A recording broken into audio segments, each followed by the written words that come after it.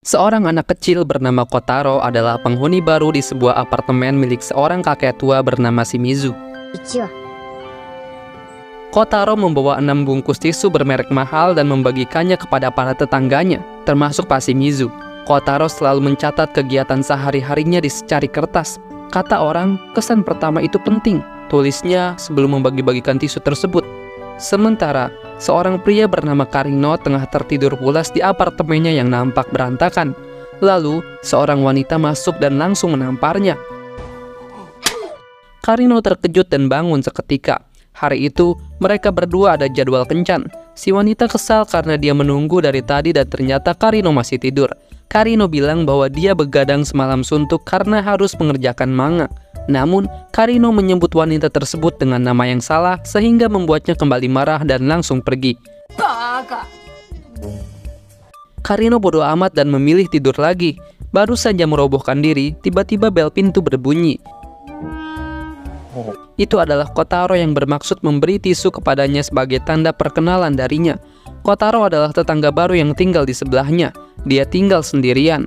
Karino bertanya di mana orang tuanya. Kotaro hanya bergeming. Karino mengira anak-anak tidak diizinkan tinggal di sana.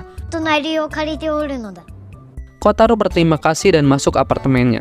Di pintunya tertulis namanya, Kotaro Sato, nomor 203. Kotaro melihat-lihat apartemennya. Dia baru tahu kalau apartemennya tidak ada kamar mandi. Kemudian, Karino menerima panggilan dari editor yang bernama Fukuno untuk segera menyelesaikan draft manganya karena deadline-nya minggu depan. Bel kembali berbunyi. Kotaro bertanya mengenai kamar mandi di apartemen tersebut. Karino bilang bahwa para penghuni apartemen harus berjibaku ke tempat pemandian umum jika ingin mandi. Mendengar kata berjibaku, Kotaro langsung berkata, "Hidup ini adalah perjuangan." Lalu mengeluarkan pedang mainan dari sarungnya. "Tunjukkan aku ke arah musuh," lanjutnya. 戦いということであるか Karino pun memberinya sebuah peta menuju tempat pemandian itu. Kotaro berterima kasih dan langsung pergi sendirian ke sana. Pada saat bersamaan, salah satu penghuni lainnya keluar. Dia sedang bertengkar dengan lawan bicaranya di telepon. Karino pun kembali masuk.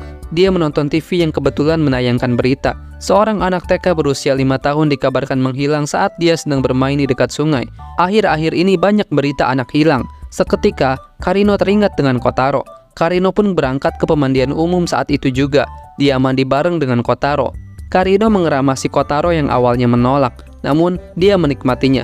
Kotaro bilang dia sudah lama tidak dikeramasi seperti itu. すごく久々だぞ Di perjalanan pulang, Kotaro bilang bahwa mandi di sana sangat nyaman. Dia tidak sabar untuk kembali ke sana. Karino mengatakan bahwa dia bisa bangkrut kalau setiap hari mandi di sana. Kotaro bilang untuk jangan khawatir, karena dia punya uang. Dia menyewa apartemen sendiri. Pak Shimizu mengizinkannya selama Kotaro punya uang. Karino bertanya berapa usia Kotaro. Kotaro menjawab 5 tahun. Apakah dia punya orang tua? Kotaro menjawab iya, tapi tidak lagi. Kotaro tidak tahu apa yang terjadi. Karino memberitahu bahwa dia juga sudah tidak punya orang tua. Mereka meninggal saat Karino masih kecil karena kecelakaan. "Kau pasti sangat kesepian," kata Kotaro. Mereka diam sejenak. Karino berpaling. "Sudahlah, lupakan saja," kata Karino. Kotaro terus berjalan di belakang. Karino menyuruhnya jalan lebih cepat. Kotaro memintanya untuk tidak khawatir. Lebih baik Karino jalan lebih dulu tanpanya. Karino menyadari gaya bicara Kotaro terdengar tidak asing. Kotaro mengatakan bahwa gaya bicaranya mirip Tono-saman, acara anime favoritnya. わらわの中で流行っている Sesampainya di apartemen, mereka bertemu penghuni lainnya. Dia adalah wanita bernama Mizuki yang tinggal di apartemen 201. Mizuki ingin berterima kasih kepada Kotaro untuk tisunya. Meski tinggal bersebelahan, Karino dan Mizuki tidak mengenal satu sama lain. Bahkan, Mizuki mengira kalau Karino adalah ayah Kotaro. Saat di tempat kerja, Mizuki mendapat pesan dari pacarnya. Mizuki diminta ke tempat pacarnya karena dia butuh uang. Singkat waktu, esok pun tiba. Kotaro membuat sarapan sendiri. Pagi itu, dia membuat nasi kepal, semangkuk sup, dan segelas teh hangat. Setelah sarapan, Kotaro membaca koran. Lalu Kotaro berseru, "Wah, ini gawat." Kotaro keluar apartemen sambil membawa tote bag berisi sayur. Karino mengikutinya. Mereka berhenti di depan sekolah TK, menyaksikan anak-anak yang baru pulang sekolah. Sesampainya di apartemen, mereka mendapati pintu apartemen Mizuki terbuka. Mereka masuk dan melihat Mizuki terkapar. Karino mengira dia tewas, namun akhirnya Mizuki bangun. Sisa-sisa mabuknya belum hilang. Mizuki langsung menekan sambil memutar-mutar pipi Kotaro. "Kawaii," ujarnya sambil tersenyum. Kotaro langsung berlari keluar. Karino mengejarnya. Kotaro bilang bahwa Mizuki butuh sesuatu yang dingin. Lalu Kotaro terjatuh. Dia menelungkup cukup lama. "Apakah kau menangis?" tanya Karino. "Aku tidak menangis," jawab Kotaro sambil perlahan bangkit. "Aku tidak akan pernah menangis," lanjutnya, dan langsung kembali berlari. Kotaro memberikan sebotol minuman dingin kepada Mizuki. Itu untuk matanya. Kotaro tahu bahwa Mizuki habis menangis. Kotaro bilang bahwa dia harus menempelkan sesuatu yang dingin setelah menangis. Mizuki menyangkalnya kalau dia menangis, tapi dia meneruskan bahwa mungkin dia menangis saat mabuk. Kotaro mampu melihatnya dengan jelas. Matanya memang terlihat sembab dan suaranya sedikit parau. Kotaro pun bersimpuh di depan Mizuki. "Meski menangis, aku tak akan menganggapmu buruk. Tidak ada salahnya menangis." Mizuki pun tersenyum haru. Karino bertanya bagaimana ia bisa tahu kalau Mizuki menangis. Kotaro menjawab bahwa melihat orang dewasa menangis bukanlah hal baru baginya. Malam harinya, Kotaro numpang menonton Tonosaman di tempat Karino karena TV miliknya baru datang besok. Dia begitu fokus sambil sesekali mengikuti dialognya. Kotaro menonton dengan volume begitu kencang dan jarak yang sangat dekat. Kotaro juga bertanya mengapa di tempat Karino banyak sekali sampah. Merasa terganggu, Karino pun keluar. Kebetulan sekali dia bertemu Mizuki yang baru pulang kerja. Mizuki minta maaf karena sudah merepotkannya sebelumnya dan juga menganggapnya ayah Kotaro. Mizuki pikir Kotaro hanya bercanda saat dia bilang tinggal sendirian. Mereka berdua penasaran kemana orang tua Kotaro, mengapa dia tinggal sendirian. Sementara acara Tonosaman sudah selesai, Kotaro mengikuti gerakan Tonosaman pada lagu penutupnya. Dia jadi teringat saat melakukan hal yang sama sambil ditemani ibunya. Besoknya, saat bangun tidur, Karino baru sadar bahwa kamarnya benar-benar banyak sampah. Dia pun membuang sampah-sampah tersebut tepat berbarengan dengan Kotaro. Kotaro berterima kasih karena Karino mengizinkannya menonton di tempatnya. Tepat mereka menghilang, seorang wanita berpakaian formal datang ke tempat Kotaro. Wanita tersebut bernama Kobayashi. Dia adalah pengacara yang bekerja di firma hukum Suzuno. Dia ditugaskan untuk menemui Kotaro. Kotaro terus menyanyikan lagu penutup Tonosaman. Anime tersebut sangat istimewa baginya.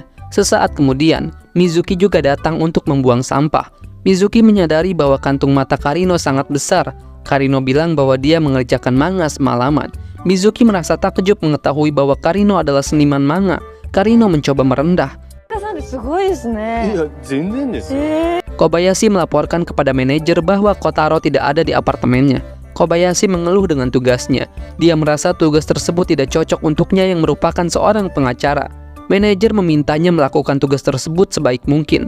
Anggap saja perintah dari atasan. Di lain tempat, salah satu tetangga Kotaro yang kemarin bertengkar lewat telepon, yakni bernama Tamaru, bertemu dengan mantan istrinya. Tamaru berteriak marah karena anaknya tidak datang. Mantan istrinya bilang bahwa anaknya tidak mau menemuinya, apalagi melihat sikapnya yang seperti itu. Kotaro tidak lupa mencatat kegiatan mingguannya itu. Membuang sampah sudah dilakukan, tinggal membersihkan apartemen dan berangkat ke TK. Hari itu saat sedang membersihkan pelataran apartemen, Kotaro mencoba mengusir merpati yang selalu buang kotoran di situ. Namun, Kotaro terjatuh dan membuat kakinya terluka. Kotaro menguatkan diri untuk mengobati kakinya. Dia harus kuat menahan perihnya siraman alkohol di lukanya. Hari itu, Fukuno datang untuk melihat progres Karino. Fukuno mengakui bahwa cerita manga milik Karino bagus, tapi gambarnya sangat kurang, tidak sebanding dengan ceritanya. Fukuno memintanya mengulang dari awal. Karino diberi waktu 2 hari. Komentar tajam Fukuno membuat Karino merasa malu. Hari itu, dia begitu sial. Setelah draftnya ditolak, Karino merasakan sakit di punggungnya. Dia merintih kesakitan. Lalu, Kotaro datang berjamu. Karino melihat banyak plester menempel di kedua lutut Kotaro. Kotaro pamer bahwa dia mengoleskan alkohol dengan benar padahal dia tahu bahwa itu akan perih. Karino tidak habis pikir dia datang hanya untuk mengatakan itu. Kotaro melanjutkan bahwa selama ini ketakutan besar membuatnya tidak mampu menggunakan alkohol sendiri. Punggung Karino makin terasa sakit. Dia pun meminta bantuan Kotaro untuk menempelkan koyo di punggungnya. Setelah itu, Karino menggambar Tonosaman di plester Kotaro sebagai balasannya. Kotaro menyukai gambar itu sehingga membuatnya tersenyum. Itu pertama kalinya Karino melihatnya tersenyum, meskipun sekilas. Melihat senyum tersebut, Karino jadi terinspirasi untuk melanjutkan manganya. Sesaat kemudian, Tamaru datang ingin bertemu Kotaro. Karino ketakutan. Tamaru menyapa Kotaro ramah. Namun, Kotaro melarangnya mendekat sambil mengeluarkan pedang mainannya. Hal itu malah membuat Tamaru semakin gemas kepadanya. Tamaru hanya ingin memberikan Kotaro hadiah boneka Tonosaman. Kotaro menerimanya, namun dia tetap menyuruh Tamaru tidak mendekat. Kotaro akhirnya tahu kalau boneka itu tadinya untuk anaknya yang tidak mau bertemu dengan Tamaru. Daripada dibuang, lebih baik Tamaru memberikannya kepada Kotaro. Namun, Kotaro tidak jadi menerima boneka tersebut. Kotaro bilang tidak ada kebohongan yang bisa membuatnya bahagia. Karino yang ketiduran di mejanya terbangun oleh suara pintu apartemen sebelah. Dia pun keluar dan mendapati Kotaro sudah rapi mengenakan seragam. Karino memintanya tunggu sebentar. Karino akan ikut jika Kotaro akan keluar. Anak kecil tidak boleh berkeliaran sendirian. Kotaro bilang bahwa Karino tidak perlu ikut. Itu bukan urusannya. Kotaro pun langsung pergi. Karino jadi kesal. Kotaro berangkat ke taman kanak-kanak sendirian di saat anak-anak yang lain diantar ibunya. Para guru menyambut mereka dengan ceria. Kotaro sendiri disambut oleh seorang guru yang bernama Hanawa. Hanawa bertanya di mana orang tuanya. Kotaro menjawab bahwa dia sendirian. Dia bisa berangkat ke TK sendiri. Hanawa merasa bingung. Lalu, seorang guru senior menghampiri dan langsung mengajak Kotaro masuk. Kotaro kesulitan memasang tag namanya. Dia menenangkan dirinya sendiri bahwa itu bukanlah masalah besar. Saat sedang fokus menggarap manganya, Karino jadi memikirkan Kotaro yang belum juga pulang padahal waktu sudah menunjukkan jam 2 siang. Tamaru yang kebetulan ingin bertemu Kotaro bertanya kepada Karino. Tamaru hanya ingin mengetahui keberadaannya. Dia merasa bersalah atas tindakannya kemarin. Sesaat kemudian, Mizuki juga datang mencari Kotaro untuk mengajaknya makan kudapan bareng. Mereka semua khawatir. Karino benar-benar tidak tahu kemana Kotaro pergi. Lalu, Karino melihat murid TK yang lewat. Dia ingat Kotaro mengenakan topi yang sama. Semua teman-teman Kotaro sudah pulang dijemput orang tua mereka. Salah satu kawannya yang bernama Takuya bertanya, mengapa dia belum dijemput orang tuanya. Namun, Kotaro diam saja. Takuya pun pulang bersama ibunya, meninggalkan Kotaro sendirian. Kotaro berkata pada dirinya sendiri, "Aku baik-baik saja meskipun sendirian." Tamaru memarahi Karino karena membiarkannya berangkat ke TK sendirian. Mizuki merasa kasihan kepada Kotaro yang hidup berbeda dari anak seusianya. Kemudian, Karino pun pergi untuk menjemput Kotaro. Karino bertanya mengapa Kotaro ingin melakukan semuanya sendirian. Kotaro tidak menjawab. Guru-guru menganggap bahwa Karino adalah penyusup. Mereka segera masuk untuk melapor. Sesaat kemudian, Tamaru dan Mizuki ikut menyusul. Tamaru minta maaf atas sikapnya kemarin, sementara Mizuki mengajaknya makan donat buatannya. Kotaro meminta bantuan kepada mereka untuk memperbaiki tanda pengenalnya. Singkat waktu, malam pun tiba. Akhirnya, Karino menyelesaikan manganya. Lalu, dia tidur lebih dekat dengan apartemen Kotaro. Jaga-jaga kalau Kotaro takut. Kotaro yang belum tidur bisa mendengar suara dengkuran Karino yang sangat keras.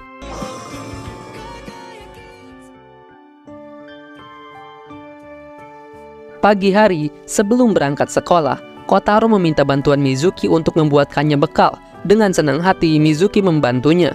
Kotaro juga ikut berpartisipasi. Kotaro berterima kasih karena Mizuki mau membantu. Mizuki cerita bahwa dulu dia juga sering membuatkan bekal makan siang untuk pacarnya. Sudah lama dia tidak melakukannya.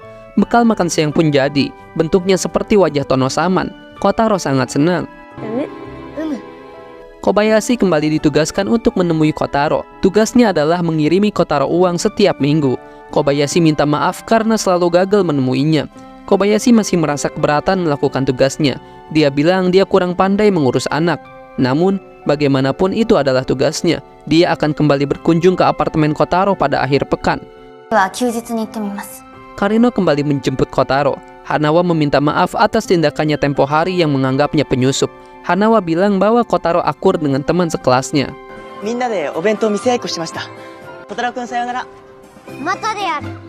Sebentar lagi, redaktur Karino akan datang. Dia mengira-ngira komentar tajam apa lagi yang akan dilontarkan. Dia benci dengan hal tersebut. Kali ini, yang datang bukan Fukuno, melainkan seorang staf baru bernama Yano. Dia bilang Fukuno sedang ada urusan. Karino merasa senang karena tidak akan mendengarkan komentar Fukuno. Sebelum dimulai, Kotaro tiba-tiba masuk dan bergabung dengan mereka. Kotaro memperkenalkan dirinya. Lalu, Yano melihat draft manga Karino, dan ternyata komentar Yano lebih tajam dan lebih pedas dari Fukuno. Yano bilang itu takkan berhasil. Kotaro yang ikut mendengarkan terus-menerus menginterupsi. Setiap Yano mengkritik, Kotaro bilang itu bagus, aku menyukainya. Tiba-tiba, Karino merasa sakit perut, dia pun ke toilet.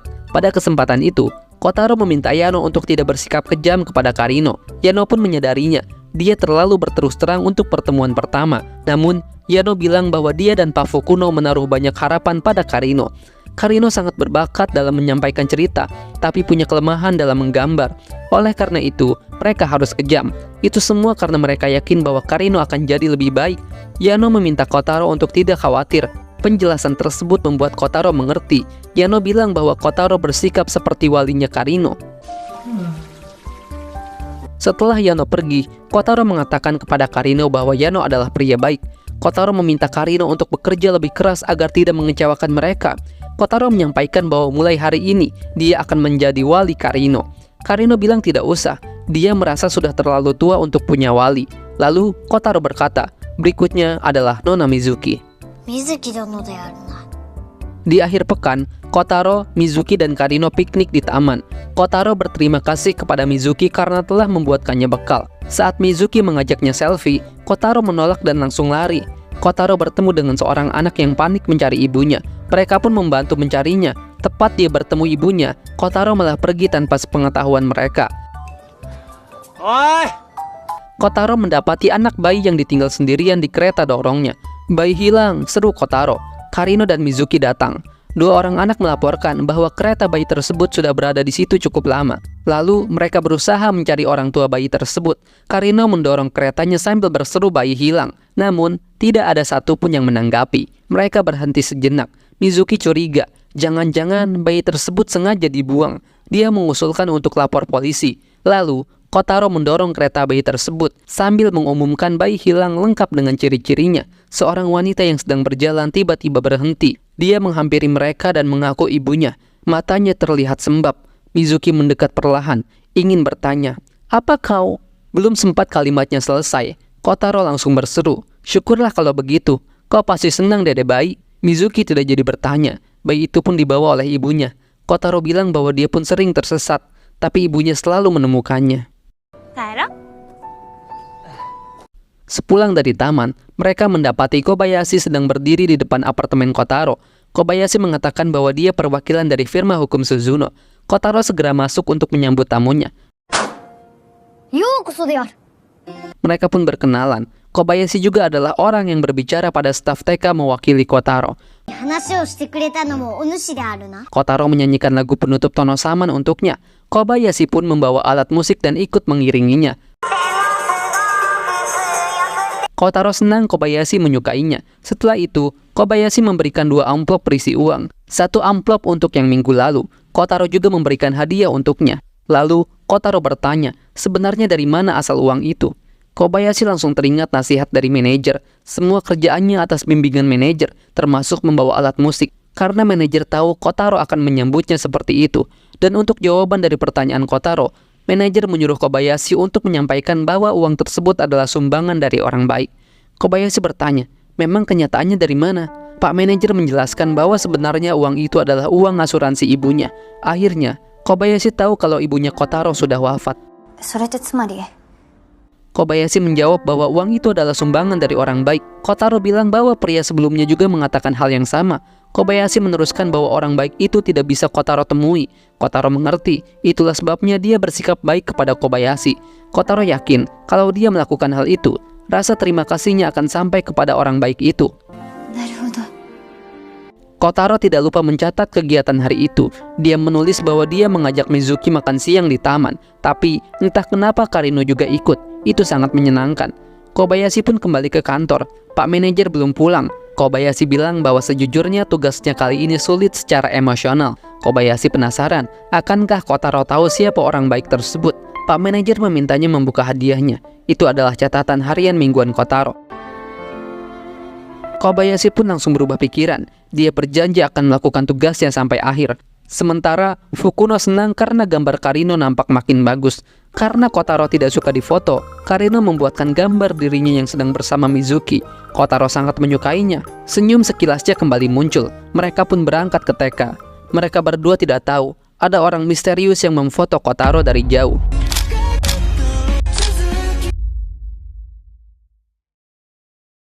Kotaro dan Karino yang hendak mandi mendapati tempat pemandian umum tutup karena pemanasnya rusak. Mereka pun tidak jadi mandi. Kotaro sangat kecewa. Hari itu, Kotaro bersikap aneh.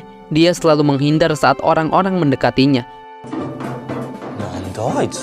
Lagi-lagi, seseorang memotretnya dari kejauhan. Sebentar lagi, festival akan diadakan di TK Shimizu. Guru senior menunjuk Hanawa sebagai ketua pelaksana. Hanawa merasa keberatan karena dia adalah guru baru. Menurut guru senior, justru hal tersebut adalah kesempatannya untuk mengenal orang tua murid. Dia yakin Hanawa pasti bisa. Mau tidak mau, Hanawa melaksanakannya. Pertemuan dengan wali murid pun diselenggarakan. Pertemuan itu bertujuan untuk mendiskusikan festival anak tahunan. Karino ikut hadir. Para wali murid yang lain menggosipi Karino yang menjadi wali dari Kotaro. Mereka mengatakan bahwa keluarga Kotaro sangat rumit dan betapa malangnya dia diasuh oleh Karino yang terlihat tidak meyakinkan. Hanawa ingin meminta bantuan kepada 4 wali murid untuk festival tersebut. Namun, tidak ada satupun yang mau dengan alasan sibuk. Akhirnya, Karino bersedia. Dia bilang sendiri saja cukup. Hanawa pun memohon kerjasamanya. Hanawa memberitahu Karino bahwa sikap Kotaro tidak seperti biasanya. Biasanya dia menjadi anggota inti kelas dan membuat orang lain terhibur. Tapi hari ini dia sendirian sepanjang waktu. Saat Hanawa ingin bertanya, Kotaro malah kabur. Di perjalanan pun Kotaro meminta Karino untuk jaga jarak. Ternyata alasannya tidak ingin didekati adalah karena dia belum mandi sejak pemandian tutup. Sebetulnya itu baru 1 hari. Karino bilang bahwa itu bukan masalah besar, tapi Kotaro malah berlari. Kebetulan Karino bertemu dengan Kobayashi di jalan.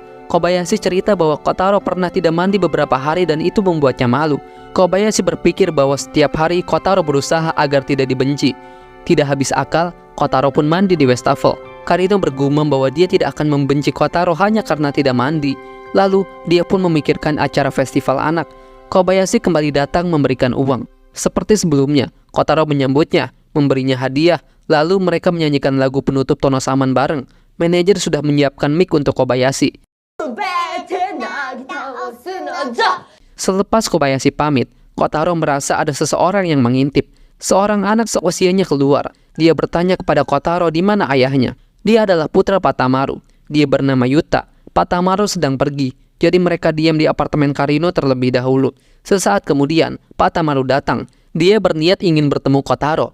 Patamaru terkejut melihat putranya ada di sana. Yuta mengatakan bahwa dia tahu ibunya sudah berbohong bahwa dia tidak ingin menemui ayahnya. Yuta mendengar percakapan ibunya saat sedang teleponan. Alih-alih senang, Patamaru malah menyuruh anaknya pulang. Tamaru dan mantan istrinya sepakat untuk bertemu Yuta sesuai jadwal. Hari ini bukanlah jadwalnya, jadi Tamaru memintanya pulang. Yuta menangis karena merasa itu tidak adil. Tamaru bilang bahwa pria harus menepati janjinya. Akhirnya, Yuta mengerti. Jadi, bulan depan mereka baru akan bertemu lagi. Yuta pun pulang bersama ibunya yang datang menjemput. Kotaro kecewa kepada Tamaru. Yuta datang jauh-jauh untuk menemuinya. Namun, Tamaru malah menyuruhnya pulang. Kotaro berpikir bahwa Tamaru tidak ingin bertemu anaknya. Tentu saja aku mau, jawab Tamaru. Tapi aku tidak ingin Yuta tumbuh menjadi orang yang melanggar janji semaunya, imbuhnya. Malamnya, Tamaru dan Karino minum bareng. Tamaru merasa bersalah. Dia yakin anaknya kesepian. Karino mengatakan bahwa itu adalah bentuk ekspresi cinta Tamaru kepada anaknya. Tamaru berkata bahwa hal tersebut mungkin sama dengan orang tua Kotaro. Dia yakin mereka menempatkan Kotaro sendirian sebagai bentuk kasih sayang. Lagi pula, orang tua mana yang tidak sayang anaknya? Ujar Tamaru sambil menangis.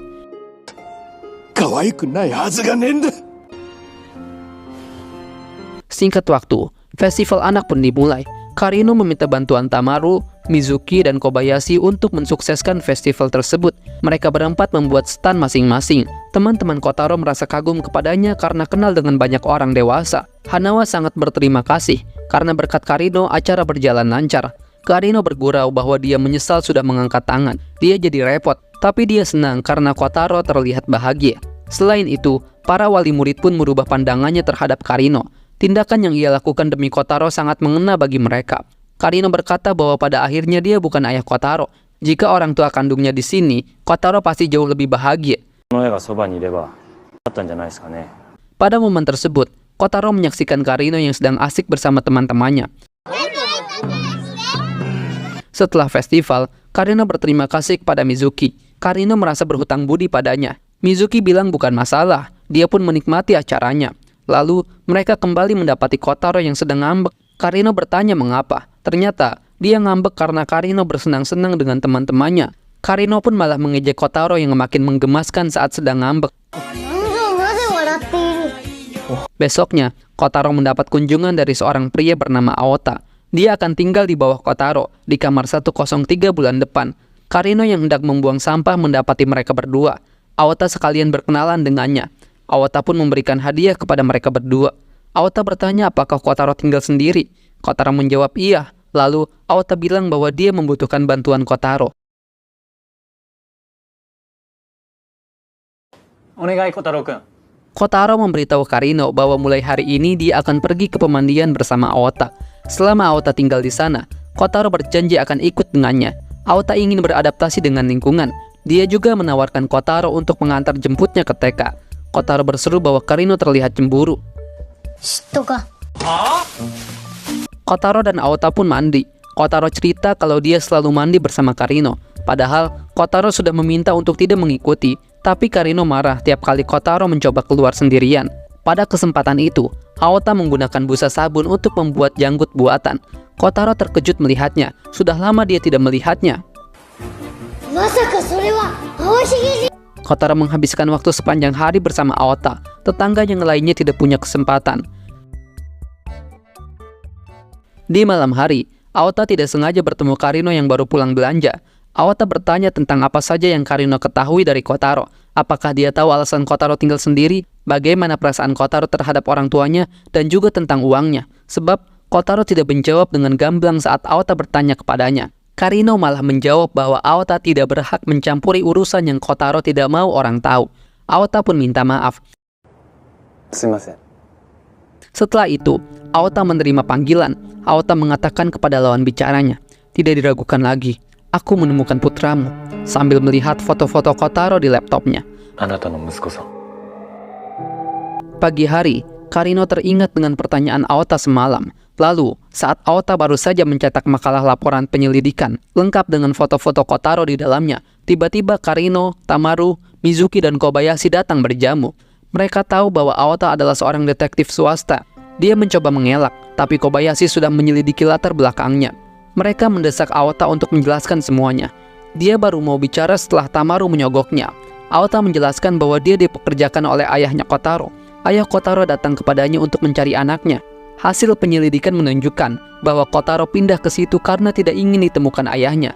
Selain itu, ada perintah penahanan yang melarangnya berkontak dengan Kotaro karena kasus KDRT. Kotaro pernah tinggal di panti asuhan. Ayahnya menemukan foto Kotaro di situs web panti asuhan tersebut. Lalu, dia mencoba mengunjunginya sehingga menimbulkan keributan. Karino jadi tahu mengapa Kotaro tidak ingin difoto. Meski demikian, Aota harus menyerahkan laporan penyelidikannya kepada ayah Kotaro. Tamaru pun marah karena ayahnya pasti akan menghampiri Kotaro. Aota merespon. Dia mempertanyakan apakah mereka yakin anak sekecil Kotaro bisa bahagia tinggal sendirian. Apakah mereka mau menjaga Kotaro seumur hidup? Itu mustahil, kata Aota. Mentang-mentang mereka tetangga Kotaro, bukan berarti mereka bisa mengusik laporannya. Mendengar hal itu, Tamaru kembali marah. Bertepatan dengan hal itu, Kotaro pun datang untuk mengajak Aota mandi. Kotaro pun melerai mereka. Lalu, ia dan Aota berangkat.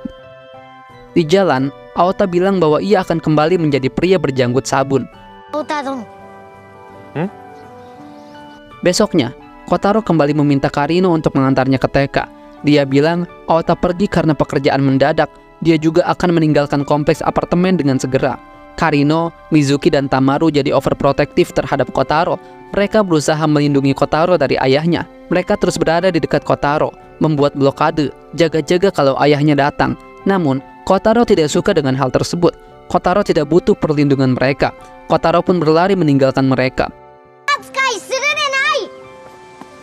Di apartemen, Kotaro langsung olahraga mengangkat dumbbell. Karino ingin bertemu. Kotaro tidak mau. Karino mengobrol dengannya dari pintu. Dia bertanya mengapa Kotaro ingin jadi kuat. Kotaro tidak menjawab. Besoknya, Kotaro menolak diantar ke TK. Mizuki berpendapat, alasan Kotaro ingin jadi kuat, mungkin jika dia ditemukan ayahnya, dia bisa membela diri.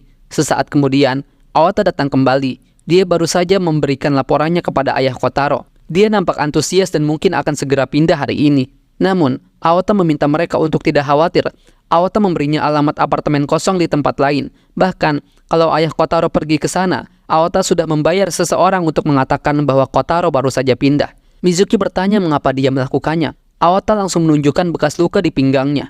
Aota bercerita bahwa dia juga punya pengalaman buruk saat masih kecil.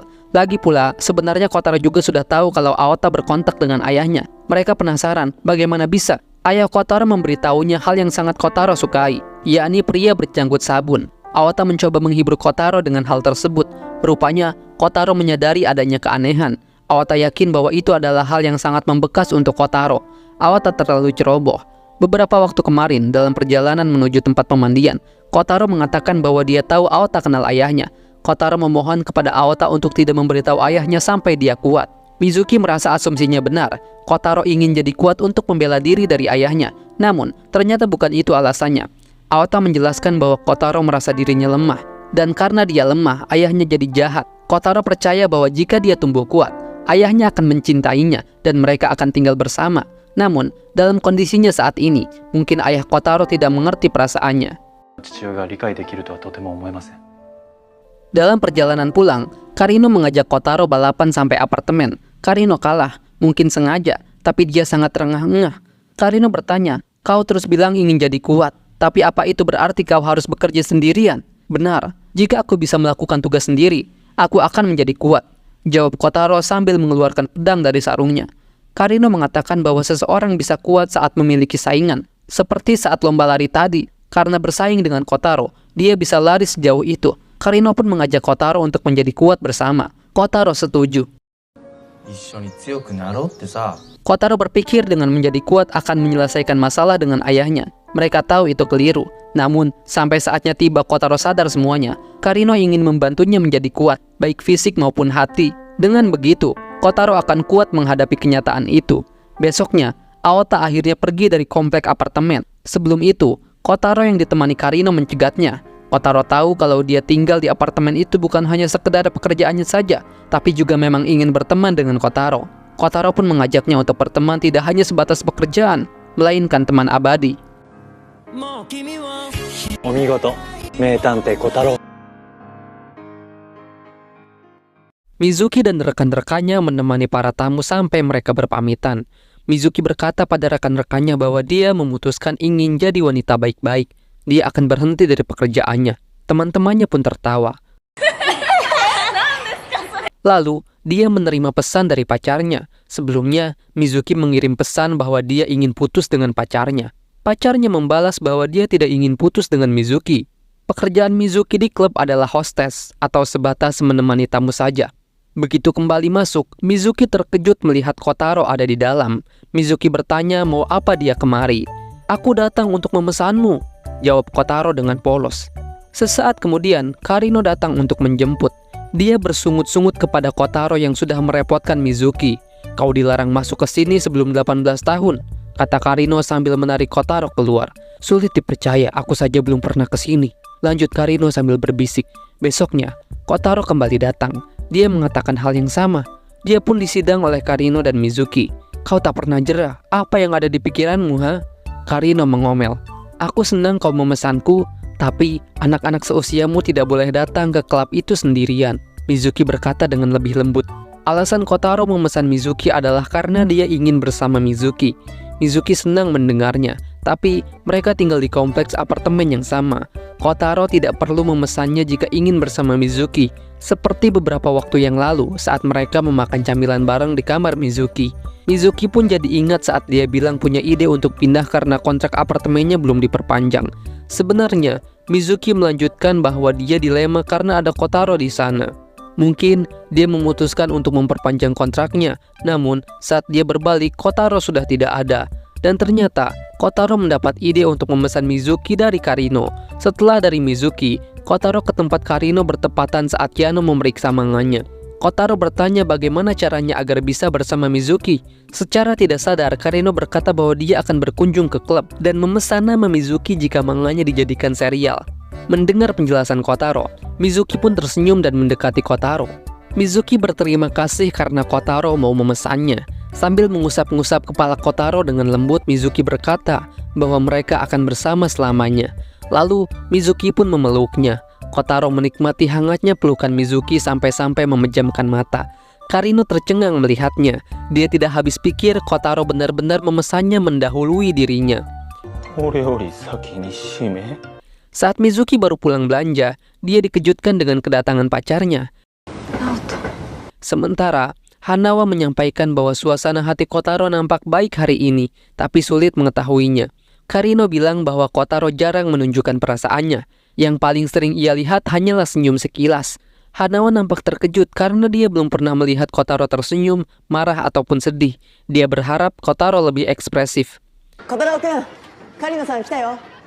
Sepulang dari TK, mereka mendapati Mizuki menggunakan masker. Dia berusaha menutupi memar di pipinya, namun itu masih terlihat jelas. Akhirnya, Mizuki menceritakan semuanya bahwa itu adalah ulah pacarnya. Pacarnya tidak terima karena Mizuki minta putus darinya. Akhir-akhir ini, Mizuki selalu menjaga jarak dan menghindarinya, hingga akhirnya pacarnya bermain fisik. Mizuki merasa seharusnya dia putus dengan pacarnya lebih awal. Sudah lama dia bergantung kepada Mizuki secara finansial dan bersikap kasar. Dia mencoba menyembunyikan memarnya dengan make up, namun rupanya masih terlihat jelas. Karino menyuruhnya untuk lapor polisi. Jika Mizuki tidak mau, Karino bersedia melakukannya. Tiba-tiba Tamaru masuk. Dia mendengar semuanya dari luar. Tamaru menawarkan diri untuk menghajarnya. Karino sangat setuju. Dia ingin ikut serta. Karino meminta alamatnya. Namun, tiba-tiba Kotaro meminta Mizuki untuk segera pindah. Kotaro meminta Mizuki untuk ganti alamat, tempat kerja, dan pergi ke tempat yang pacarnya tidak bisa temukan. Tapi aku berjanji bahwa kita akan terus bersama, kata Mizuki kepada Kotaro. Karino dan Tamaru juga tidak setuju, karena yang jahat adalah mantan pacarnya. Kotaro kekeh memintanya pergi sebelum keadaan bertambah buruk. Kotaro terus mengganggu Mizuki supaya dia kesal, lalu tidak betah dan akhirnya pergi. Namun, Mizuki bilang bahwa daripada pergi, lebih baik dia mengikuti saran Karino untuk lapor polisi. Kotaro tetap tidak bisa menerimanya. Menurutnya, jika Mizuki lapor polisi, pacarnya akan jadi orang jahat. Kotaro tahu bahwa putus dengan pacarnya sangat penting bagi Mizuki, tapi Kotaro juga yakin Mizuki tidak ingin pacarnya jadi orang jahat. Kotaro cerita bahwa ayahnya menjadi orang jahat disebabkan olehnya. Dia tidak ingin Mizuki melakukan hal yang sama. Mendengar hal itu, Mizuki jadi terharu. Mizuki hanya merenung seharian, menatap lamat-lamat setiap hal yang memiliki ikatan dengan Kotaro. Akhirnya, Kobayashi menjelaskan latar belakang keluarga Kotaro kepada Karino, tentang ayahnya yang sering melakukan kekerasan dalam rumah tangga saat Kotaro masih tinggal bersama ibunya. Untuk menyelamatkan ibunya, Kotaro mencari bantuan pada orang sekitar untuk pertama kalinya, dan itu menyebabkan ayahnya ditahan.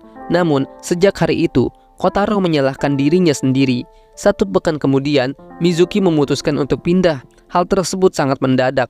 Untungnya, Mizuki sudah mendapat kamar dan pekerjaan berkat pemilik gedung firma hukum tersebut. Mizuki berterima kasih kepada semuanya. Sementara, Kotaro menggunakan topeng. Mizuki bertutur pada Kotaro bahwa apa yang dia lakukan pada ayahnya bukanlah kesalahan. Oleh karena itu, Mizuki juga melaporkan pacarnya ke polisi. Mereka terkejut mendengarnya dan itu berarti Mizuki tidak harus pindah. Namun, Mizuki bilang bahwa pacarnya tidak ditangkap, jadi Mizuki harus tetap pergi. Mizuki minta maaf kepada Kotaro karena dia tidak bisa menepati janjinya untuk terus bersama. Mizuki pun pamit. Karino dan Tamaru mengejek Kotaro yang berusaha menahan tangisnya.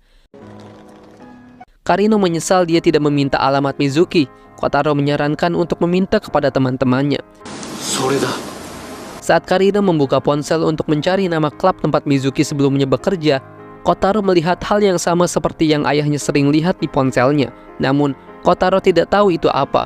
Karino memberitahu bahwa itu adalah tempat pembinaan KDRT. Karino menjelaskan bahwa mungkin ayahnya ingin memperbaiki dirinya supaya mereka bisa hidup bersama sebagai keluarga bahagia. Kotaro berkesimpulan bahwa berarti ayahnya tidak punya niat untuk memukul siapapun. Kotaro berikrar bahwa dia akan menjadi lebih kuat agar ayahnya tak perlu memukul siapapun lagi.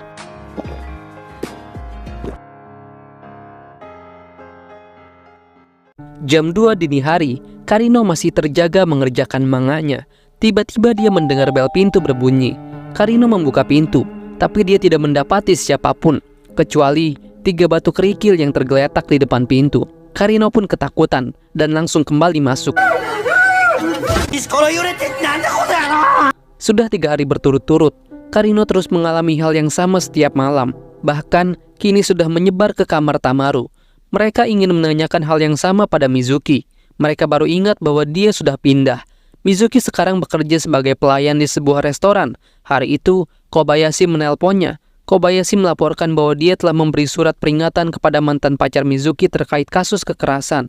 Mizuki berterima kasih atas semua bantuan Kobayashi. Mizuki juga mencurahkan bahwa dia rindu dengan orang-orang di apartemen lama. Dia ingin sekali bertemu Kotaro. Akhirnya, Kotaro mengaku bahwa itu semua adalah ulahnya. Hal serupa yang pernah terjadi di panti asuhan. Dia melakukan sleepwalking, meninggalkan batu dan kadang mengatakan hal yang tidak boleh diucapkan. Kotaro menegaskan bahwa orang yang mereka lihat pada kondisi tersebut bukanlah dirinya yang sebenarnya. Kotaro meminta untuk tidak menuruti perkataannya. Aku benci dia, aku benci diriku yang lemah, kata Kotaro membelakangi mereka lalu keluar. Jam 2 malam, pintu bel berbunyi. Benar saja, Kotaro tidur berjalan. Dia mohon kepada Karino untuk tidur di sebelahnya. Karino terkejut. Itu bukan Kotaro seperti biasanya. Gaya bicara Tonosamanya hilang. Kotaro terus merengek ingin tidur di sebelahnya. Tidak mau tidur sendirian. Karino merasa tidak tega. Dia ingin sekali menuruti permintaan Kotaro. Namun, dia langsung teringat permintaan Kotaro tadi siang. Karino pun menuntun Kotaro ke kamarnya. Saat menjemput Kotaro, Karino mendapati Hanawa terlihat gelisah. Hal itu disebabkan karena beberapa guru cuti. Hanawa lupa bahwa dia harus terus tersenyum meskipun sedang gelisah. Kotaro segera mengajak pulang karena dia ada acara dengan Kobayashi berdua. Kotaro memperingatkan Karino untuk jangan coba-coba ikut. Kotaro dan Kobayashi berkunjung ke kafe pelayan. Mereka disambut oleh 3 wanita yang sangat kawaii, baik penampilan maupun sikapnya. Kotaro senang disambut seperti itu. Karino diam-diam membuntuti. Setelah di dalam, Karino mendapati bahwa Kotaro nampak tidak menikmati momen tersebut. Lalu, akhirnya Karino ketahuan. Kotaro ngambek. Karino bilang bahwa dia hanya cemas kepadanya. Lagi pula, Kotaro tidak menikmatinya, seolah-olah antusiasmenya terhenti di pintu masuk. Karino juga menyinggungnya karena hidup terlalu boros. Harga minuman di tempat itu sangat mahal. Belum lagi membeli tisu bermerek mahal dan juga berlangganan koran. Kotaro bilang bahwa itu bukan urusannya. Mereka pun jadi berselisih. Teman Kotaro yang bernama Takuya mengeluh karena dia selalu dimarahi ibunya mentang-mentang anak pertama. Lalu, tiba-tiba saja dia tertidur. Kotaro bilang sudah beberapa kali Takuya seperti itu. Saat waktunya pulang, Karino menjemput Kotaro. Mereka masih berselisih. Lalu, mereka mendengar Hanawa dibentak oleh ibunya Takuya karena dianggap menyalahkannya atas apa yang terjadi pada Takuya. Saat rapat, Hanawa tertidur. Dia pun ditegur oleh guru senior. Hanawa diminta untuk jangan ingin terus diperlakukan seperti guru baru. Takuya menyambangi apartemen Kotaro. Dia mengajak Kotaro menemaninya kabur dari rumah. Kotaro bilang bahwa Takuya tidak boleh menyia-nyiakan keluarganya. Takuya menerangkan bahwa apa yang dia lakukan justru adalah pesan untuk keluarganya, supaya tidak menyia-nyiakan keluarga. Mendengar hal itu, Kotaro pun jadi setuju. Saat Hanawa sedang merenung sendirian karena merasa tidak cocok menjadi guru, dia bertemu dengan Kotaro dan Takuya. Hanawa bertanya mereka sedang apa. Dengan polosnya, Kotaro menjawab bahwa mereka sedang kabur dari rumah.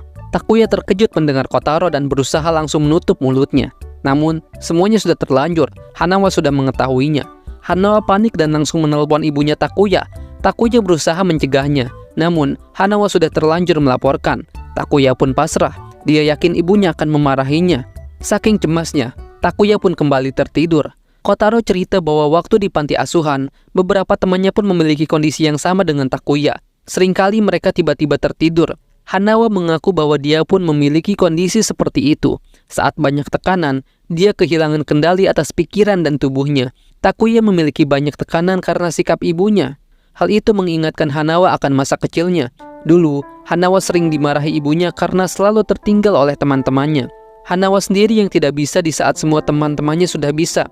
Hanawa merasa malu karena harus membawa masalah masa kecilnya sampai dewasa dan menceritakannya kepada anak kecil. Tapi Hanawa berpikir, dengan menjadi guru, setidaknya dia bisa menyelamatkan anak lain agar tidak seperti dirinya.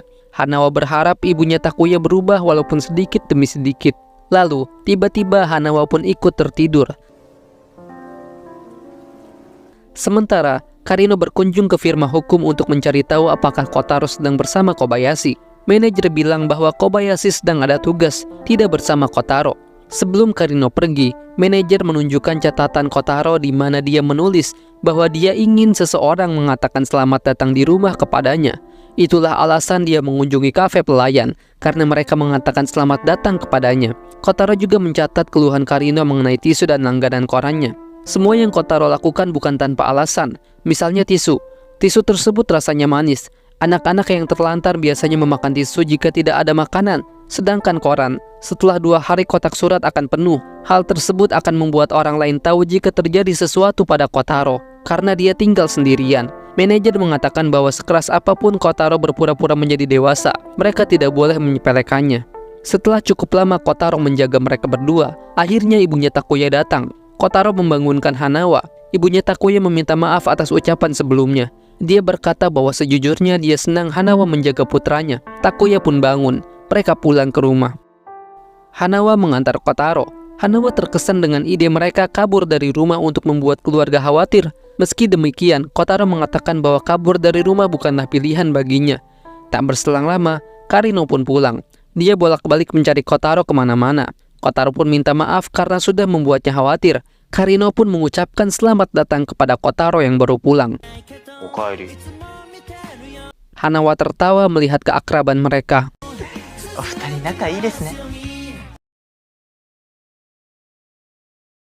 Karino meminta izin kepada Kotaro untuk tinggal sementara di apartemennya. Hal itu disebabkan karena Karino belum membayar kontrakan. Dia diminta mengosongkan apartemennya sampai dia bisa membayar. Manganya sudah diterbitkan, tapi sayang belum laku terjual. Awalnya Kotaro menolak, namun karena tidak tega, Kotaro pun mengizinkannya dengan syarat Karino harus membantunya. Di TK, ada salah satu teman Kotaro yang bertanya terus-menerus. Bu guru memberitahu bahwa dia sedang memasuki masa penasarannya, yakni antara usia 2-6 tahun. Kotaro bilang bahwa dia juga ingin segera mencapai masa penasarannya. Karino mempersilahkan Kotaro untuk menanyakan apapun kepadanya. Dia berjanji tidak akan marah dan akan menjawab dengan jujur. Kotaro ingin tahu jawaban dari pertanyaan ibunya. Waktu itu, Kotaro bertanya kepada ibunya, mengapa Momotaro lahir dari buah persik. Ibunya menjawab bahwa dia sendiri pun ingin menanyakannya. Ibunya merasa gagal sebagai ibu karena tidak mampu menghidupi anaknya sendiri. Lalu, ibunya bertanya, mengapa dirinya sendiri dilahirkan. Karino hanya terdiam. Pertanyaan itu terlalu sulit baginya. Tidak hanya Karino, Kotaro juga bertanya kepada yang lainnya. Mereka juga tidak bisa menjawab. Tamaru mencoba menjawab. Dia bilang dia dilahirkan untuk menemui anaknya Yuta. Itu berarti ibunya Kotaro juga dilahirkan untuk menemui Kotaro. Kotaro langsung menyalahkan jawaban tersebut karena kalau itu jawabannya, ibunya tak akan bertanya kepadanya. Tapi dengan jawaban itu, setidaknya Kotaro tahu bahwa jawabannya bukan dirinya. Dia cukup senang karena ada kemajuan. Sesaat kemudian, Karino mendapat panggilan dari bibinya. Dia ingin berkunjung ke apartemen Karino karena kebetulan sedang ada acara di dekat sana. Karino pun bingung karena dia sendiri pun menumpang di apartemen Kotaro.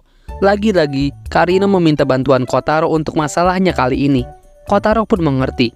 Kotaro bahkan berdandan sangat rapi untuk bertemu bibi dan paman Karino. Sejak kedua orang tua Karino meninggal, Karino dibesarkan oleh mereka. Karino sedikit menceritakan Kotaro kepada mereka. Mereka ingin bertemu dengannya. Singkat waktu, mereka pun tiba. Karino memperkenalkan Kotaro kepada mereka.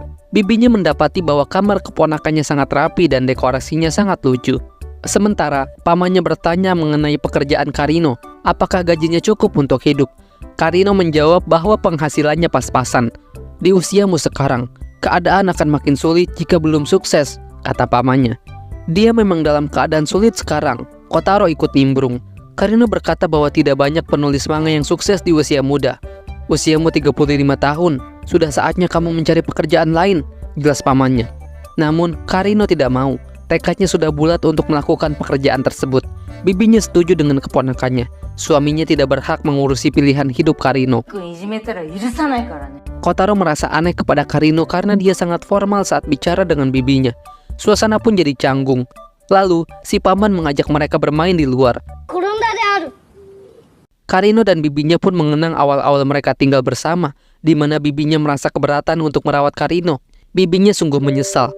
Setelah itu, dia berusaha menjadi bibi yang berperan sebagai ibunya. Namun, justru hal tersebut membuat situasi di antara keduanya jadi canggung, sama-sama gak enakan. Itu sebabnya Karino masih sangat kaku saat bicara dengan bibinya. Karino sadar kalau dia terus bersikap formal, mereka tak akan akrab. Mulai saat itu, dia tidak akan bersikap formal lagi. Dia juga meminta bibinya untuk tidak usah bersikap hati-hati. Bibinya merasa terharu. ずるいであるぞ。 Mereka pun pulang di sore hari. Karino berterima kasih kepada Kotaro. Dia bersyukur atas masa penasarannya. Karino merasa bahwa Kotaro salah paham dengan pertanyaan ibunya.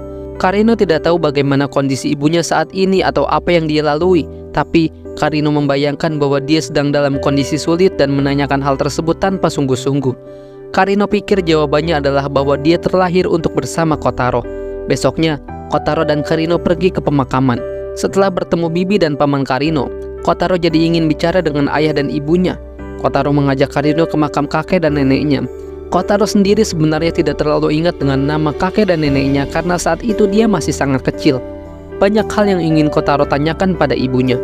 Kotaro memberitahu nama gadis ibunya. Karino terkejut setelah melihat batu nisannya. Dengan iba, Karino menatap Kotaro yang sedang berdoa. Nama ibu Kotaro tertulis di batu nisan itu. Kotaro tidak menyadarinya. Karino tidak tega untuk memberitahunya. Setelah berdoa, Kotaro bertanya pada Karino, apakah menurutnya dia akan bertemu ibunya lagi?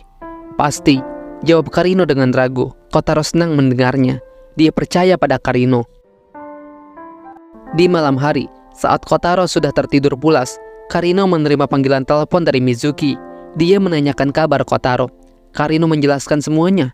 Karino berkata bahwa hari ini dia membohongi Kotaro untuk pertama kalinya.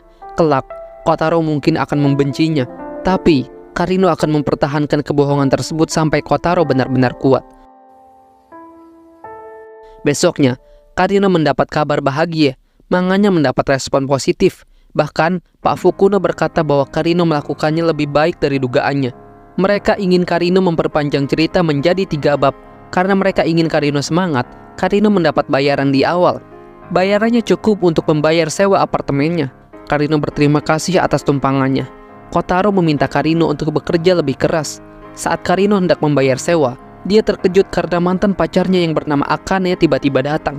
Sementara, Kotaro bertemu dengan pengasuh lamanya di panti asuhan. Dia bernama Tasuku. 施設で一緒だったタスク殿ぞ。 Akane ingin tinggal di tempat Karino untuk sementara karena dia sedang bertengkar dengan pacarnya. Meski dengan berat hati, Karino mengizinkannya. Akane baru tahu bahwa Karino mulai mengerjakan manganya lagi. Sementara, Kotaro dengan senang hati menjamu Takasu. Mereka berdua sama-sama tinggal sendiri setelah keluar dari panti. Takusu tiba-tiba teringat dengan Kotaro, jadi dia memutuskan untuk mampir. Kotaro bercerita bahwa dia membuat makanan itu bersama tetangganya. Karino juga selalu mengantarnya kemana-mana. Tasuku meminta Kotaro untuk tidak lengah, karena bagaimanapun Karino bukanlah anggota keluarga. Di siang hari, saat Akane hendak berangkat kerja, Kobayashi berkunjung ke apartemen Karino. Karino mengenalkan mantan pacarnya. Akane ingin bergabung dengan mereka, tapi Karino menyuruhnya segera berangkat kerja. Kobayashi menjelaskan maksud kedatangannya. Setiap seminggu sekali, Kobayashi mengirim uang untuk Kotaro. Namun, baru-baru ini Kotaro meminta uang lagi dengan jumlah yang besar. Kotaro tidak mau menjelaskan uang itu untuk apa. Kobayashi ingin tahu apakah Karino mendapati hal yang aneh. Karino hanya memberitahu bahwa Kotaro kini dekat dengan seseorang dari panti asuhan. Karino pun menanyakan masalah tersebut kepada Tasuku. Tasuku menjawab bahwa Kotaro berencana untuk pindah dan tinggal bersama dengannya. Itulah sebabnya dia butuh uang banyak. Karino merasa aneh karena sebelumnya Kotaro bilang dengan mantap bahwa dia ingin tinggal sendirian. Tasuku bilang bahwa lebih baik Kotaro tinggal bersamanya karena dia yang paling mengerti Kotaro. Hanawa memberitahu Karino bahwa mereka akan kembali mengadakan festival anak. Seluruh kelas Kotaro akan tampil. Akane yang baru pulang kerja kembali mendapati Karino menjemput Kotaro. Pada kesempatan tersebut, Akane dan Kotaro akhirnya berkenalan. Akane bilang bahwa dia bekerja di Toserba terdekat. Kotaro baru ingat bahwa hari itu ada diskon di Toserba. Dia pun langsung berlari untuk belanja. Sepulang belanja, Karino menanyakan rencana kepindahannya bersama Tasuku. Kotaro membenarkannya. アパート出てくのか。 Tamaru bingung mengapa Kotaro tiba-tiba mengajaknya memungut barang-barang bekas. Namun, Tamaru dengan senang hati melakukannya. Sementara, Mizuki lebih memilih berdamai dengan mantan pacarnya. Manajer juga memberitahu bahwa mantan pacar Mizuki ingin menjalani rehabilitasi. Sesaat kemudian, Kobayashi menerima panggilan telepon. Setelah itu, Mizuki dan Kobayashi menyambangi Karino. Akane yang membukakan pintu. Pada kesempatan itu, Kobayashi melaporkan bahwa Tasuku berhutang pada beberapa perusahaan pinjaman dan menunggak pembayaran. Namun, baru-baru ini dia mulai melunasi utangnya sedikit demi sedikit. Mereka berprasangka bahwa Kotaro ditipu. Kotaro dan Tasuku saling bercerita kebaikan masing-masing saat di panti asuhan. Pada kesempatan itu, Tasuku berujar lirih, "Kau terlalu mudah mempercayai orang, Kotaro." Kotaro diminta masuk ke apartemen Karino. Dia terkejut ada Mizuki di sana. Karino ingin membahas masalah kepindahannya. Karino ingin tahu kapan tepatnya mereka akan pindah. Kotaro menjawab tidak tahu. Mizuki bertanya apakah Tasuku memakai uangnya benar-benar untuk pindah. Kotaro menjawab bahwa dia percaya pada Tasuku. タスク殿を信じている。 Karino sedang duduk di luar menunggu Tasuku. Saat Tasuku datang, Karino langsung to the point mengatakan bahwa uang Kotaro bukan untuk pindah, tapi digunakan untuk melunasi hutangnya. Tasuku menyangkal sambil memainkan rambutnya. Karino mencengkram bajunya dan bertanya apakah ia percaya Kotaro. Tasuku diam saja. Karino mengatakan bahwa Kotaro sangat percaya pada Tasuku. Tasuku bertanya pada Kotaro apakah Karino membicarakannya. Kotaro langsung menyampaikan bahwa dia tahu Tasuku berbohong sedari awal. Kotaro sadar, Tasuku selalu memainkan rambut dengan tangan kirinya saat dia berbohong. Namun, Kotaro bilang bahwa dia tidak keberatan jika Tasuku berbohong. Kotaro memohon kepada Tasuku untuk menerima amplop berisi uang darinya. Tasuku bertanya mengapa dia terus memberinya uang jika dari awal dia sudah tahu Tasuku berbohong. "Karena kau butuh uang," jawab Kotaro simpel. Kotaro bahkan menabung uang hasil jeripayahnya memungut barang-barang bekas untuk Tasuku. Kotaro senang Tasuku mengajaknya tinggal bersama meskipun itu adalah kebohongan. Hati Tasuku pun terketuk. Dia meminta maaf pada Kotaro saat itu juga. Akhirnya, Tasuku menceritakan masalahnya pada Karino, bahwa selepas dari panti, Tasuku ingin sekali mempercayai orang seperti yang Kotaro lakukan. Namun, dia seringkali dikhianati oleh orang yang dia anggap dapat dipercaya. Tanpa disadari, Tasuku menjadi seperti sekarang. Tasuku ingin mencobanya lagi karena Kotaro percaya padanya. Karino senang mendengarnya. Akane memperhatikan Karino yang mengantar Kotaro berangkat ke TK. Akane sungguh tidak paham. Sementara, Tasuku sekarang bekerja sebagai kontraktor bangunan. Lalu, tiba-tiba Tasuku didatangi oleh seorang pria tak dikenal. Akane mengatakan bahwa dia akan mengantarkan Kotaro ke sekolah untuk sementara. Akane bilang bahwa Kotaro membebani Karino yang sedang berusaha menyelesaikan manganya. Ia terus mengejar deadline sampai kurang tidur. Jika harus mengantar Kotaro kemana-mana, dia jadi kerepotan. Jadi, untuk sementara, Akane yang akan menggantikan Karino. Kotaro jadi merasa bersalah. Karino menyusul mereka, berkata pada Akane bahwa dia akan mengantar Kotaro pulang pergi. Lalu, Kotaro berkata bahwa dia takkan pergi dengan Karino lagi. Tidak ke TK, pemandian, toko, atau manapun itu. Karino tidak mengerti dengan sikap Kotaro. Akane pura-pura tidak tahu. Kotaro terus merasa bersalah karena membebani Karino. Dia teringat pesan ibunya saat hendak pergi dari rumah. Dia meminta Kotaro untuk hidup mandiri dan tidak membebani orang lain. Tanpa terasa, anime Tonosaman tinggal 1 episode lagi. Besok adalah episode terakhir. 最終回。 Yano kembali datang untuk memeriksa progres Karino. Komentarnya seperti biasa, ceritanya bagus tapi gambarnya kurang. Meski begitu, Pak Fukuno memberitahu pemimpin redaksi bahwa Karino adalah yang paling potensial di antara seniman mereka lainnya. Jika proyeknya sukses, mereka akan mempertimbangkan untuk serial jangka panjang.